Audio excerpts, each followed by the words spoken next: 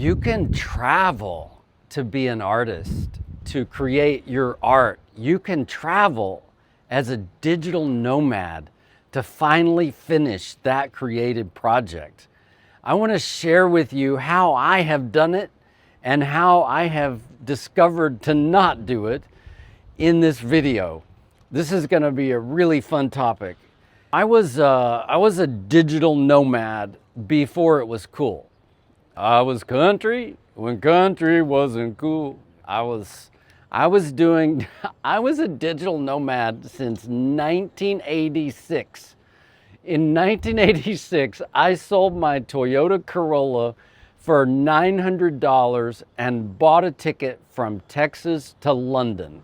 In about 3 days, I spent all of that money on food and calling my mother on a payphone.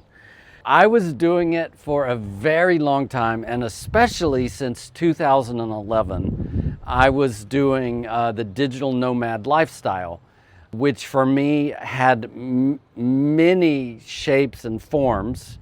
But what I wish I had done all those years was create something artistic while I was traveling. The times that I did it, it was mind-blowing. I'll give you a few examples. Back in 2018, I did my first 1-hour comedy show at the Edinburgh Fringe. And it was very last minute that I decided to do it. And what I did is I rented a house in Greece and I locked myself in it for 3 weeks and I wrote that comedy show. And that's an example of how you can create an environment to enter the consciousness of your art, to create something, or start a new business, or write poetry, write songs, paint, whatever it is. If you're interested in being a digital nomad, or if you just want a break, like a creative, a date with yourself. Julia Cameron talks about going on an artist date with yourself once a month. Go to dinner and take your notebook, or go out of town, rent a hotel. There are many reasons to be a digital nomad, because just being a digital nomad without a purpose can be really exhausting. It can be fun initially, but it can wear you down. And after a few years, you might feel a bit lost. A lot of problems with that. You start living in different cities around the world, you become quite spoiled. You don't want to settle in one place. But if you do it to create something, it's amazing. Here I am in Barcelona. I'm making my YouTube videos. I rented this apartment with this incredible deck. I've got an outdoor bathtub. We'll see if you can see this. And this is like where I'm twice a day in the bathtub. And you need, by the way, to rent for 32 days in Barcelona and probably Spain, unless you want to pay a fortune for a hotel. They got rid of a lot of the Airbnbs and such, but you can rent for 32 days, which is a great trick for if you wanted to come to Spain. I'm here in Spain, I'm making my videos. One of the things I always do, I always have a kitchen, and I always bring my favorite kitchen equipment. I have an Instant Pot in this kitchen. I bought a coffee grinder so I can grind flax seeds. I practically bought a blender. On other trips, I have bought juicers. For short trips, for 3 weeks, you can get juicers now for $40, or go to a used shop. Set up your kitchen so that you can be healthy and happy. And it's not going to work eating out every day. It's going to be really expensive and not really that healthy. My strategy with being a digital nomad is always for health. I'm doing it to be healthy. I can't tell you how many times I have gone to New York City to do stand-up comedy for 10 days, combined with eating at all those amazing vegan macrobiotic restaurants in New York to get healthy and then cook at home. I've done juice cleanses in the south of Portugal. When you get juicing, you get very, creative. It's like your mind is on fire. So there are many ways to be a digital nomad and create art. When I lived in Tokyo, when I was 24, I ended up getting on TV, and I was so famous in Japan, I couldn't even get on the subway. The Japanese would be like, "Ah, Larry-san desu ka?" They'd scream. I had to buy a scooter. So that's another example. Like, you can do many things, but there are ways that you may try to stop yourself, because to be creative, as I talk about on this channel, there's a lot of resistance to being creative. And the same thing, if you want to travel as a lifestyle, the resistance is going to come. There's going to be all the reasons why you can't do it. You don't have enough money. You don't have a setup. You've got a family or a dog or something like that. Actually, dogs are probably, that's difficult. My dog Coco, I had a dog, a Shar-Pei, back in 2011, and I think she passed away because she knew I wanted to travel. But I would travel with her, and I would leave her. You can find people to keep your pet that want a pet, but they only want it for 3 weeks. You can find that. I put an ad on Craigslist. So you can deal with the pets, but the problem with the pet is you really miss when you're traveling. You miss so badly. So badly. Anyway, cats and dogs have a lot of parasites, but that's another topic. I love dogs. I love animals. I've done a lot of cat sitting. So I got some ways how to travel and produce art. I want to go through some of these, and each one of these could be a whole separate video. So if something in here is interesting to you, like you want to know more about it, make a comment so I can make a whole video just on some of these. But this is like the ultimate guide to being creative while you're a digital nomad. Number one is you've got to have the right tools for your setup, for your procrastination. You have to be focused on your creative project. So I talk a lot about the noise in your life versus the signal. Doing the 20% that makes the most results. So when I came to Barcelona, I already had it in my mind, in my meditation, that I was going to spend my mornings making my YouTube. That was the most important thing. I have a real estate company in Hawaii and California. I'm very busy. I have a whole life. So that stuff gets carefully delegated to later in the day, in this case. So you have to create that in advance in your mind.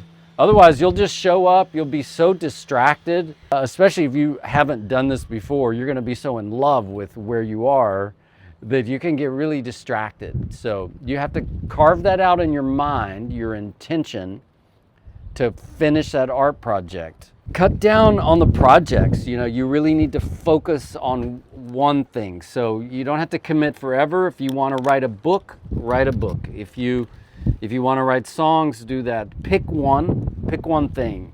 You're going to enter the consciousness of your art on a daily basis while you travel. You can do it on the plane. You can do it everywhere. Always have a kitchen.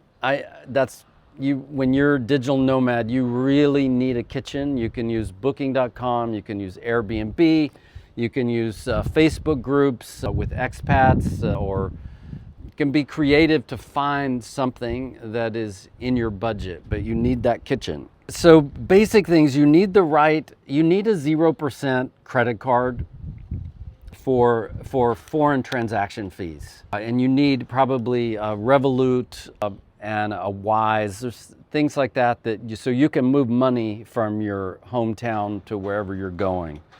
And always keep a digital copy of those credit cards. Don't put it in your iPhone notes, but that's actually what I do. Now I've told the whole world that, but I'm gonna get hacked. But you can use your credit cards to do things like book hotels and such without having the actual card. So if you ever destroy that card or lose it or something and you don't think someone stole it, you can still do things with that. I like the digital nomad Facebook groups and platforms.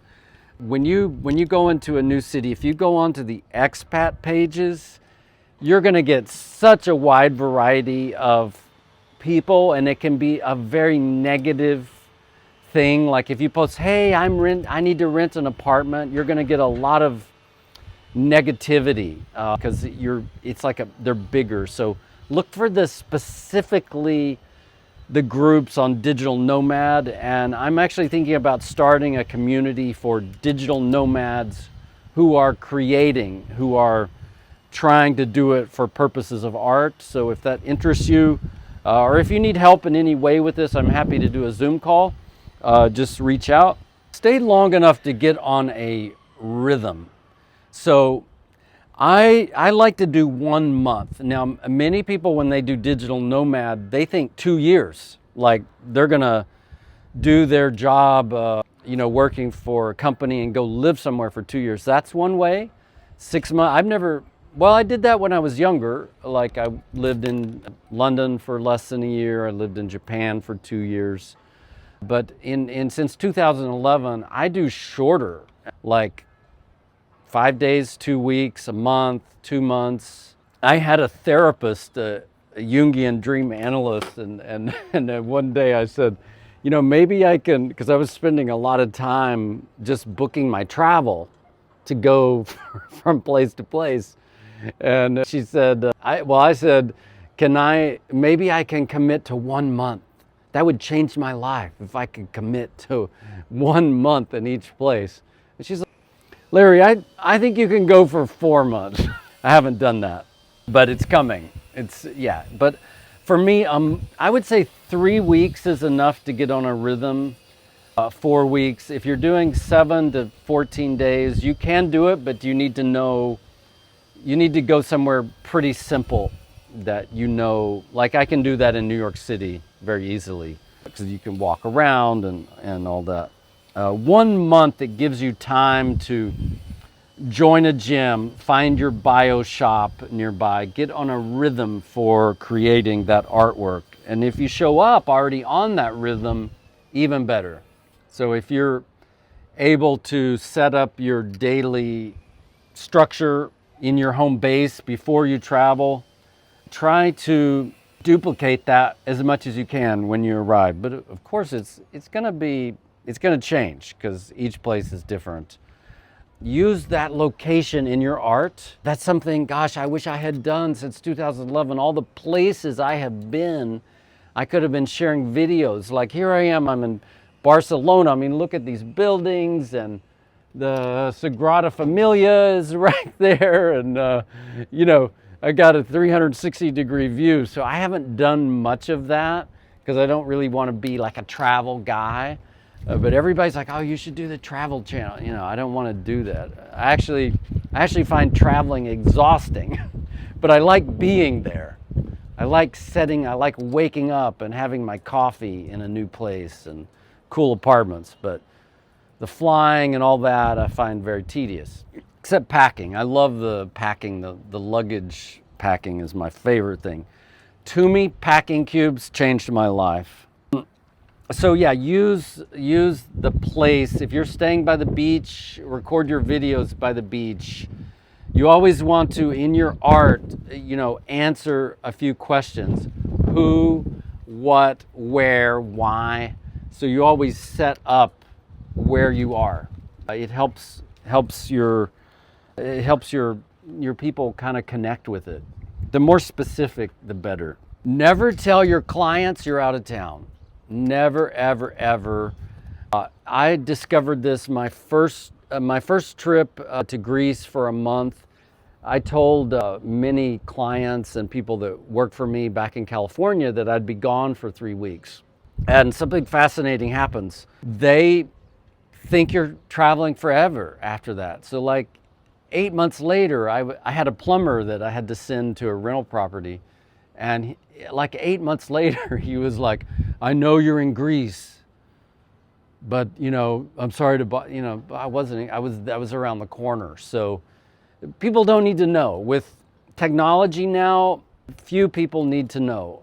My real estate agents back in San Diego, when they go on vacation, they'll say, hey, I'm skiing in Lake Tahoe. I'll get back. I'm like, don't tell, they don't need to know. It's none of their business, and you're going to be responsive. I'm very proactive. I answer quickly. So that's what people want. They want communication. They don't need to know the details of your life. That will save you so much trouble. Obviously, reduce the financial pressure if you can, but don't let it stop you. If you've got payments and credit card debt, and don't wait to travel, use the debt to help you travel. I've got tons of credit card debt. I mean, that same therapist years ago told me you need to get debt free, and I'm trying. Sorry, it's just I grew up that way. So, but yes, if you can be debt free, that's amazing. Or if you have a job that you can do remotely, that's incredible. Make some kind of cash flow for yourself. And if you don't have it, don't let it stop you. Go anyway. Money is not an excuse to travel. You can travel on any budget. If you have literally no money, find somewhere you can work where they'll pay you to go. Pretty sure in Japan or Taiwan, they'll pay you to go teach them English. So, or find a family that needs help, that has a studio. If you're a chef, go work for somebody for a month. I mean, I know so many people who are always, hey, all your vegan diet, do you have anyone that can cook for me? And I don't know who to recommend them. So there's opportunities. You just have to be creative and think out of the box. Travel to be healthy. I mentioned that already. Do a juice cleanse, do a macrobiotic diet, do a whole food plant-based diet, do whatever, do green smoothies. I bought some stuff this week to do green smoothies. So you're gonna have to be healthy. Most people, when they travel, they drink, they eat fried foods because they're excited. They want to calm that energy down. But the energy the health of traveling, you can actually use it in your creativity rather than making yourself sick. Like, I mean, if I showed up in Barcelona and I was eating all this fried food and like going out to drink and having wine every night, and yeah, that'd be a blast. I've done that, and I've done that many times. But guess what? After 3 weeks or a week, whatever, you're gonna feel terrible. You're not gonna feel creative, and you're gonna want to go home. You're gonna need to go home because you feel bad. So make yourself healthy. If your objective is to create a project, do it to be healthy. Okay, do a couple of days of that and get it out of your system. I mean, I did that when I arrived in Barcelona. I went to the top 5 gourmet vegan restaurants. I had vegan gluten-free pastries. I went to the one that's like the #1 in the world, Asante. I went to a Michelin rated. I did that in a couple, 3 days, and then I felt terrible. And then I did a water fast, and I'm back on track. So get it out of your system, but don't make it a lifestyle, because it's not sustainable. You'll end up with the flu or COVID or something like that. Again, resistance is coming. All the reasons for you not to do it are coming. Just like anytime you start a creative project, whatever it is, resistance is coming. It's coming for you. It's coming to get you, and you have to be a soldier to fight that resistance. And you can do it. You can travel around the world. Of course, there's some people who literally cannot. If that is you, I'm praying for you. I support you. I love you. And you can do this in your mind. You can always travel in your mind, and in a way that is always the answer, because if you want to create a situation that's different, you can act it out in your mind and then go there and visualize what you want. So I hope this is helpful. This was really fun for me to put these ideas out. And if you any more content on this, please let me know. If you have any questions, reach out. If you're interested in a community about digital nomads who are creating art on a daily basis, where you have accountability, support other people, where you can share your art in a safe place, reach out and let me know. I am starting that. Or if you need a mentor, we can get on a Zoom call. And I just love to share this information with the world. And this is Light by Larry, and wherever you are in the world, have a wonderful day.